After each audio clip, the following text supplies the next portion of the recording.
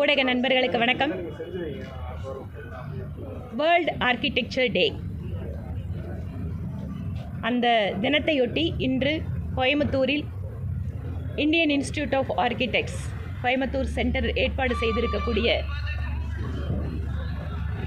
ஒரு கூட்டம் மற்றும் எக்ஸிபிஷன், ஸ்கூல் குழந்தைங்ககிட்ட காம்படிஷன் நடத்தி அதுக்கு பரிசு கொடுப்பதும் மற்றும் 40 இயர்ஸுக்கு பிலோ இருக்கக்கூடிய யங் ஆர்கிடெக்ட்ஸுக்கு அவங்களோட ஒர்க்கை எக்ஸிபிட் பண்ணி அதில் அவங்களுக்கு சைட்டேஷன் கொடுக்கக்கூடிய நிகழ்வு கோயம்புத்தூரில் ஸ்மார்ட் சிட்டி திட்டத்தில் மிக அழகாக வடிவமைக்கப்பட்ட வாலாங்குளம் ஏரியாவில் நடந்து முடிந்திருக்கிறது. ஸ்மார்ட் சிட்டி திட்டம் என்பதே பிரதமர் நரேந்திர மோடி அவர்களால் அவருடைய சிந்தனையில் உருவான மிக அற்புதமான திட்டம். 100 நகரங்களை தேர்ந்தெடுத்து சீர்மிகு நகரங்களாக மாற்றுகின்ற முயற்சியில் 1000 கோடி ரூபாய் மதிப்பீட்டிலே இந்த திட்டங்கள் அமல்படுத்தப்பட்டது. கூடுதலாக தமிழகத்திற்கு என்ன பெருமை என்றால், இந்தியாவிலேயே அதிகமாக ஸ்மார்ட் சிட்டிகளை பெற்ற ஒரு மாநிலமாக தமிழகம் இருந்தது. கோயம்புத்தூரில் அதில் கூடுதல் சிறப்பு என்னவென்றால், ஸ்மார்ட் சிட்டி திட்டத்தில் கோயம்புத்தூர் மாநகருக்கு அருகில் இருக்கக்கூடிய, மாநகருக்கு உள்ளே இருக்கக்கூடிய 7 குளங்கள் சீரமைக்கப்பட்டு இந்த ஸ்மார்ட் சிட்டி திட்டத்தில் அவையெல்லாம் மேம்படுத்தப்பட்டு இன்று மக்களுடைய பயன்பாட்டிற்காக அழகாக பயன்படுத்தப்பட்டு வருகிறது. இடையிலே 2021 இதனுடைய பணிகள் சுணக்கமாக இருந்தபோது சட்டப்பேரவையிலே பலமுறை இதற்காக குரல் கொடுத்து இன்று ஒரு சீரமைக்கப்பட்டு மக்களுடைய பயன்பாட்டிற்கு இந்த ஸ்மார்ட் சிட்டி திட்டங்கள் வாயிலாக மக்களுக்கு ஒரு அருமையான அழகான இடங்கள் கிடைப்பது என்பது எங்களுக்கு சந்தோஷத்தை தருகிறது. நாளை மறுநாள் நம்முடைய மரியாதைக்குரிய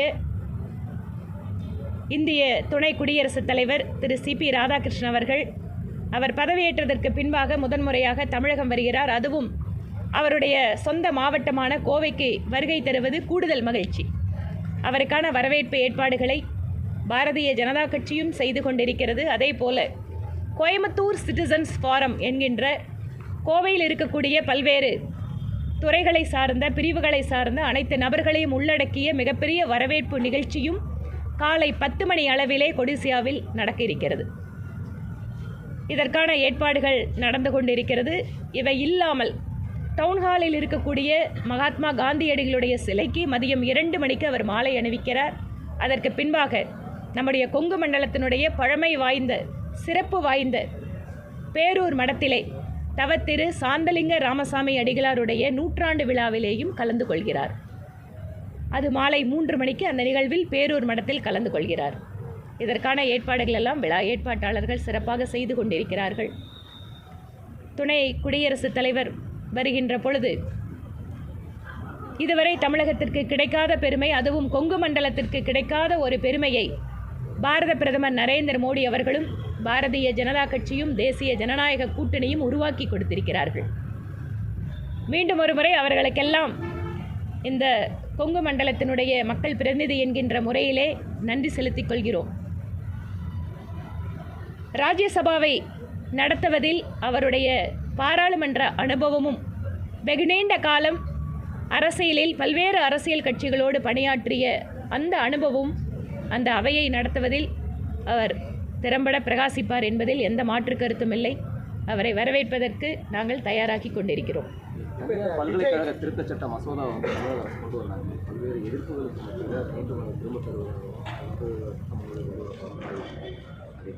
இதில் எப்படி ஒரு முரண்பாடு பார்க்குறோன்னா, அந்த சட்ட மசோதா கொண்டு வரப்பட்ட போது அதற்கு சொல்லப்பட்ட காரணம் என்பது, தனியார் பல்கலைக்கழகங்களாக மாறுகின்ற பொழுது அதற்கு இருக்கின்ற அடிப்படை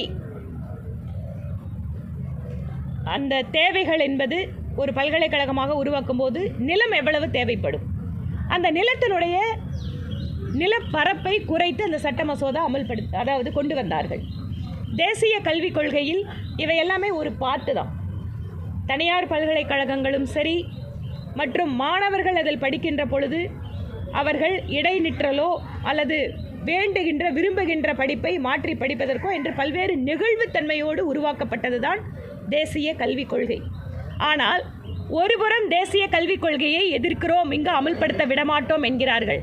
ஆனால் திராவிட மாடல் அரசு தேசிய கல்விக் கொள்கையில் இருக்கின்ற பல்வேறு விஷயங்களை எடுத்து இதை நாங்கள் புதிதாக கல்வி திட்டத்தில் சேர்க்கிறோம் என்கிறார்கள்.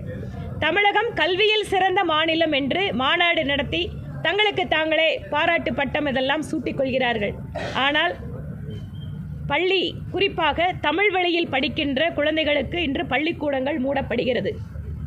அதே போல சமூக நீதி பேசுகின்ற திராவிட மாடல் அரசாங்கத்தில் சமூக நீதி விடுதிகள் என்று பெயர் மாற்றம் செய்யப்பட்ட ஆதி திராவிடர் விடுதிகள், பட்டியலினத்தை சார்ந்த அல்லது பழங்குடி சமுதாயத்தை சார்ந்த மாணவ மாணவிகள் படிக்கக்கூடிய விடுதிகள் என்பது மூடப்பட்டிருக்கிறது என்பதை தகவல் அறியும் உரிமை சட்டத்தின் வாயிலாக பெற்று இன்று பத்திரிகைகள் செய்தி வெளியிடுகிறார்கள்.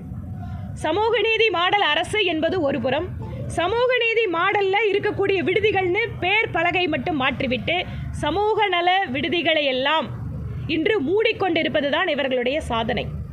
ஆக தனியார் பல்கலைக்கழகங்களாகட்டும், புதிய தேசிய கல்விக் கொள்கையாகட்டும், தமிழகத்திற்கு எது தேவைப்படுகிறதோ, தமிழகத்தினுடைய கல்வியாளர்கள் எதை விரும்புகிறார்களோ அவர்கள் சொல்கின்ற ஸ்டேக் ஹோல்டர்ஸ் எல்லாத்தோட சேர்ந்து இதற்கு தமிழக அரசு முடிவு காண வேண்டுமே தவிர அவசர கதியில் ஒரு மசோதாவை அறிமுகப்படுத்துவதும் அதற்கு பின்பாக கூட்டணி கட்சிகள் மற்றவர்கள் சொன்னதற்கு பின்பாக வாபஸ் வாங்குவதுமாக டிராமா அரசை நடத்த வேண்டாம் என கேட்டுக்கொள்கிறோம். கரூர் ஸ்டாம்பேட் இஷ்யூவில் கரூர்லேருந்து விக்கிம்ஸ் எல்லாம் மாமல்லபுரம் போகிறாங்க. விஜய் நாளைக்கு பார்க்குறாரு. சீமான் என்ன சொல்கிறாருன்னா ஓட்டுப்பட்டி இதே போல் பனையூர் கொண்டு வருவாங்க. நான் இந்த விஷயத்தில் அவருக்கு என்ன பதில் சொல்கிறீங்க, இவரோட கருத்துக்கு என்ன பதில் சொல்கிறீங்களுக்குள்ளே நான் போக விரும்பலை. ஆனால் கரூர் துயர சம்பவத்திற்கு பின்பாக அந்த கட்சியினுடைய தலைவர் அவர் கரூருக்கு போயிருக்கலாமா வேண்டாமா, அது அவங்க கட்சிக்கிட்ட நீங்கள் கேட்க வேண்டிய கேள்வி. குறைந்தபட்சம் மக்களை பார்க்கிறார் அப்படிங்கிறதே ஒரு நல்ல விஷயந்தான். இதில் சிபிஐ விசாரணை இப்போது கொடுக்கப்பட்டிருக்கிறது. உண்மை வெளிவருகின்ற பொழுது நீதி கிடைப்பதற்கு நம்மளுக்கு வாய்ப்பு பிரகாசமாக இருக்கிறது. இப்போ வரைக்கும் ஒரு கரூர் போகலன்றதே மிகப்பெரிய ஒரு சர்ச்சைக்குரிய விஷயமாக விமர்சனத்துக்குள்ளாக இருந்த நிலையில் பாதிக்கப்பட்டவங்களை சென்னைக்கு அழைத்து சென்று தன்னுடைய இடத்துல அவர் பார்க்குறாரு அப்படின்றது இதில் நான் பார்க்குறக்கு ஒன்றும் இல்லை. இதில் ஏதாவது கேள்வி இருந்தால் நீங்கள் டிவி கிட்ட கேட்கணும். பெரிய பிரச்சனையாக போயிட்டு இருக்குங்க. இன்றைக்கு நெல் கொள்முதல் அப்படிங்கிறது ஈரப்பதம் அதிகமாக இருக்கிறதால கொள்முதல் பண்ண முடியல அப்படின்னு மாநில அரசு சொல்லுது. மழைக்காலம் வருவது தெரிந்தும் கூட முன்னெச்சரிக்கை நடவடிக்கைகள் எடுக்காமல் இருப்பதால் இன்று விவசாயிகள் கடும் துயரத்திற்கு உள்ளாகி இருக்கிறார்கள். சட்டப்பேரவையிலே இது எதிரொலித்தது. ஆனால் அரசாங்கம் தகுந்த முன்னெச்சரிக்கை ஏற்பாடுகளை மேற்கொள்வதை விட்டுவிட்டு செறிவூட்டப்பட்ட அரிசி கலப்பதற்கான உத்தரவை முன்பாகவே வாங்கி அதற்கு செயல்படுத்துவதை விட்டுவிட்டு இப்போது தும்பை விட்டுவிட்டு வாளை பிடித்த கதையாக நெல் கொள்முதல் விஷயத்தில் இந்த திமுக அரசு நடந்து கொண்டிருக்கிறது. இன்று பாதிக்கப்பட்டிருப்பது என்பதோ ஏழை அப்பாவி விவசாயிகள். இவர்களுடைய செயல்படாத தன்மைக்கு இப்போது எதிர்க்கட்சிகளை குற்றம் சாட்டுகிறார்கள். டெல்டா காரன் அப்படின்னு சொல்கிற மாநிலத்தோட முதலமைச்சர் இந்த முறை டெல்டாவில் மிகச்சரியான பதிலை 26 கொடுப்பதற்கு விவசாயிகள் காத்து கொண்டிருக்கிறார்கள். அதே போல இந்த செல்வ பெருந்தகை தண்ணீர் திறந்து என்ன கேட்காம எப்படி திறந்து விடுறீங்க, அதுக்கு துறைமுறை என்ன சொல்லிட்டாருன்னா இவர்கிட்ட எதுக்கு சொல்லணும் அப்படிங்கிற மாதிரி சின்ன மேட்டர். இது சின்ன மேட்டரா பெரிய மேட்டரா அப்படிங்கிறதல்ல, அந்த தொகுதியினுடைய எம்எல்ஏக்கு முக்கியத்துவம் கொடுக்குறாங்களா அப்படிங்கிறதா முக்கியம். அவர் சட்டமன்ற ஒரு குழு தலைவராக முன்பாக இருந்தவர், இப்போது காங்கிரஸ் கட்சியினுடைய ஒரு மாநில தலைவர். அவர் வெளிப்படையாக சொல்கிறாரு, நான் தொகுதியோட எம்எல்ஏ என்னை கூப்பிடல. அதுக்கு அவர் இன்னொரு காரணம் சொல்கிறாரு, நான் தொட்டா அந்த தண்ணியை தரக்கூடாதுன்னு சொல்லிட்டு இன்னொரு வார்த்தை சேர்த்து பயன்படுத்துகிறார். இவர்கள் பேசுகின்ற சமூக நீதிக்கும் இவர்கள் கூட்டணியிலே இருக்கின்ற ஒரு மாநிலத்தினுடைய தலைவராக இருக்கின்ற ஒரு நபருக்கு இந்த அளவுக்கு அவர்கள் மன வருத்தத்தை உருவாக்க முடியும் என்றால் இவர்கள் பேசுகின்ற சமூக நீதி எங்கே இருக்கிறது? தமிழ்நாடு கூடிய சீக்கிரம் இணையும். ஏனென்றால் மாணவர்களுடைய நலன் அப்படிங்கிறதா முக்கியம். இன்று பக்கத்தில் இருக்கின்ற கேரளா பிஎம் ஸ்ரீ திட்டத்தின் வாயிலாக எந்த விதமான இழப்பும் மாணவர்களுக்கு வந்துவிடக்கூடாது என்று அவர்கள் ஒத்துக்கொண்டார்கள். தமிழக அரசும் ஒத்துக்கொள்கின்ற காலம் நிச்சயமாக வரும். ஏனென்றால் கல்வியிலே அரசியலை தயவு செய்து கலக்க வேண்டாம் என கேட்டுக்கொள்கிறோம். அந்த யதார்த்தத்தை புரிந்து கொண்டு நீங்கள் பிஎம் ஸ்ரீ திட்டத்தில் இணைய வேண்டும் என்பது எங்கள் கோரிக்கை.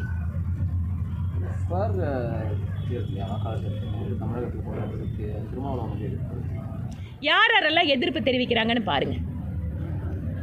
எஸ்ஐஆர் என்பது என்ன? வாக்காளர் பட்டியல் சரியாக இருக்கிறதா? வாக்காளர் பட்டியலில் சேர்க்கப்படாதவர்கள் சேர்க்கப்பட வேண்டும். 18 வயசு ஆயிடுச்சா வாக்காளராக அவங்கள சேர்த்தணும். அதே சமயம் ஒரு வாக்காளர் பல்வேறு தொகுதிகளில் பெயர் இருப்பதோ அல்லது இறந்தவரோ வீடு மாறி சென்றவரோ அவர்களெல்லாம் வாக்காளர் பட்டியலிருந்து எடுத்துவிட்டு யார் அந்த தொகுதியின் வாக்காளர்களோ அவர்களை தீர விசாரித்து பரிசீலித்து ஒரு வாக்காளர் பட்டியலை வெளியிட வேண்டும் என்பதுதான் தேர்தல் கமிஷனுடைய நோக்கம். எதிர்க்கிறவங்க என்னன்னு எதிர்க்கிறாங்க? வாக்காளரை வேணும்னு மத்திய அரசு நீக்குகிறது. சரி, வாக்காளரை நீக்கினால் ஒவ்வொரு அரசியல் கட்சிக்கும் ஒவ்வொரு பகுதியிலேயும் ஒவ்வொரு பூத்திலேயும் அந்தந்த பூத் ஏஜென்ட் இருக்கிறாங்க. ரெண்டாவது, இப்போது டெக்னாலஜி வளர்ந்ததன் வாயிலாக நம்ம செல்ஃபோன்லேயே வாக்காளர் பட்டியலை மக்கள் பார்த்து கொள்ளலாம்.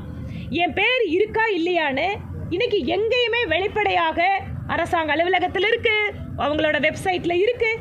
இந்த மாதிரி நேரத்தில் அவங்க என்ன பண்ணணும்? உண்மையாகவே எஸ்ஐஆருக்கு எல்லா அரசியல் கட்சிகளும் ஒத்துழைப்பு கொடுத்து உண்மையான வாக்காளர்களை விடுபடாமலும் அதே சமயம் அந்த இடத்துல மோசடி செய்யக்கூடியவர்களை நீக்குவதற்கும் உதவி செய்ய வேண்டும்.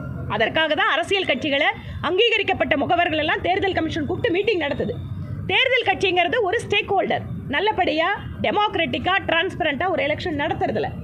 இவர்கள் திட்டமிட்டு எதிர்ப்பதை பார்த்தால் இந்த எதிர்க்கின்ற அரசியல் கட்சிகள் எல்லாம் வேண்டுமென்றே வாக்காளர்களை பொய்யாக சேர்த்திருப்பதோ அல்லது ஒரே வாக்காளரை பல்வேறு தொகுதிகளில் வைத்திருப்பதோ அல்லது இறந்தவர்களுடைய பெயரை எல்லாம் எடுக்காமல் அவர்களுடைய பெயரிலே ஆள்மாறாட்டம் செய்வதற்கான முயற்சிகளை மேற்கொள்ளவோ இவர்கள் திட்டமிடுகிறார்கள் என்பதுதான் இதை எதிர்ப்பிற்கான காரணமாக இருக்க முடியும்.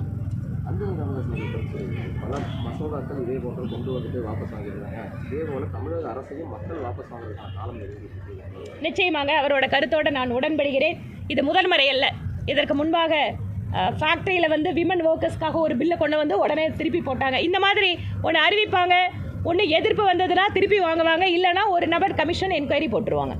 இந்த கவர்மெண்ட்டே வந்து கரப்ஷன் கவர்மெண்ட் மட்டும் இல்லை, இது கமிஷன், அதாவது அப்பாயின்மெண்ட் கமிஷன் கவர்மெண்ட்டாகவும் இருக்குது. அண்மை காலமாக பார்த்து நல்லா இருக்கிறதால கேள்வி வந்துட்டே இருக்குது. தாவேக்காவை விமர்சிக்கிறத பாஜக தவிர்த்து வந்து இதுக்கு காரணம் வந்து எப்படியாவது தாவேக்காவை கூட்டணிக்குள்ள கொண்டு வரணுன்ற ஒரு முயற்சியாக தான் இது செய்கிறாங்க. ஆரம்பத்தில் தாவேக்கா பாஜகவை விமர்சிக்கும் போது உரிய பதிலடி பாஜக தலைவர்கள் கொடுத்தாங்க. எதுக்காக அமைதி காக்குறாங்கன்னு ஒரு நாங்கள் எங்கேங்க அமைதி காக்குறோம்? ஆக்கப்பூர்வமான விமர்சனம் வந்ததுன்னா அது எல்லா கட்சி மேலேயும் நாங்கள் வைக்கிறோம். புரியுதுங்களா? ரெண்டாவது, விமர்சனம் பண்ணினதாலவே கூட்டணி வரலன்னு சொன்னால் இன்றைக்கி எந்த கட்சியோட கூட்டணியே போட முடியாதுங்க. ஏனென்றால் ஒவ்வொரு கட்சிகளும் அந்த தேர்தலுக்காக ஒரு கூட்டணியை சேர்க்குறாங்க. அப்போ அந்த கட்சி மேலே விமர்சனம் பண்ணியிருக்காங்கன்னா காங்கிரஸை பற்றி திமுக காரங்க பேசாதான். ஏங்க அவ்வளோ தூரம் நீங்கள் கூட்டணிக்கே போகாதீங்க. கரூரிலே பொதுக்கூட்டத்திலே முதலமைச்சர் திரு செந்தில் பாலாஜி என்ன சொல்கிறாரு? திருடருங்கிறாரு. அதே முதலமைச்சர் அவர் கட்சியில் சேர்ந்து அமைச்சராக்கி அவர் தியாகிங்கிறாரு. நீங்கள் விமர்சனத்துக்குள்ளே போனீங்கன்னா எல்லாரும் எல்லாத்துக்கும் பதில் சொல்லுங்க. நன்றிங்க. சீக்கிரம் பாஜக உள்ள வரும்ன்றீங்க. நான் உள்ளே வரும் வெளியில் போங்கனால நான் சொல்ல மாட்டேன், அது தேசிய தலைமை சொல்ல வேண்டிய முடிவு. அதனால் நாங்கள் கட்சியில் இருக்கிறவங்க என்ன கூட்டணி தேசிய தலைமை அறிவித்தாலும் அதுக்கு வேலை பண்ணுவோம். இப்படி மாறி மாறி பேசுறது மக்கள் பார்க்கும்போது எப்படி என்னன்னு கேட்டால் அது கொஞ்சம் வருத்தமாக தாங்க இருக்குது. இந்த மாதிரி பேச வேண்டிய ஒரு சூழல் எதனால் வருது? ஒரு கட்சி அப்படிங்கிறது மட்டும் இல்லை, கூட்டணி அப்படின்னு அமைக்கும்போது அதிலும் குறிப்பாக ஒவ்வொரு கட்சிக்கும் ஒரு லட்சியம் உண்டு, ஒரு சித்தாந்தம் உண்டு, ஒரு வேலை முறை உண்டு. இதையெல்லாம் ஒவ்வொரு கட்சியும் வச்சுட்டு இருந்தால் கூட தேர்தலில் யார் வரக்கூடாது அல்லது எந்த ஆட்சி அமைய வேண்டும் அப்படிங்கிறது பிரதான நோக்கமாக இருக்குது. நீங்கள் மத்தியில் கூட பாருங்கள், பிஜேபி வரக்கூடாதுன்னு தான் எல்லோரும் ஒன்றா சேருவாங்க. மற்றபடி அவங்களுக்கு வேறு ஏதாவது பொதுவான விஷயம் உண்டா? காங்கிரஸ் கம்யூனிஸ்ட்டு சித்தாந்தத்தில் எங்காவது ஒன்றா இருந்தா? இங்கே இதை விட மோசம் என்ன பாருங்கள், நாமெல்லாம் கோயம்புத்தூரில் இருக்கிறோம். இந்த பக்கம் 3/4 மணி நேரம் போனீங்கன்னா பாலக்காடு, அங்கே போனீங்கன்னா காங்கிரஸ் கம்யூனிஸ்ட்டு எதிரெதிராக நிற்கிது. இந்த பக்கம் 1/2 மணி நேரம் உள்ளே வந்தாச்சுன்னா 2 பேரும் ஒன்றா சேர்ந்துக்கிறாங்க. என்ன காரணம்? அங்கே போயாச்சுன்னு சொன்னால் பிஜேபி வந்துடக்கூடாதுன்னு ஒன்றா சேர்றாங்களா? சரி, பிரிஞ்சு நிற்கிறாங்க. அதாவது அவங்களுக்குள்ள அதிகார போட்டி. இங்கே உள்ளே வந்தாச்சுன்னு சொன்னால் தமிழ்நாட்டில் மதசார்பற்ற சக்திகள் எல்லாம் ஒன்றா சேரணும்னு ஒன்றா சேர்ந்துக்கிறது. இது என்னங்க அரசியல்? தமிழக வெற்றி கழகத்தை பாஜக முடக்கி வச்சிருக்குது அப்படின்ற ஒரு கருத்தை எப்படி?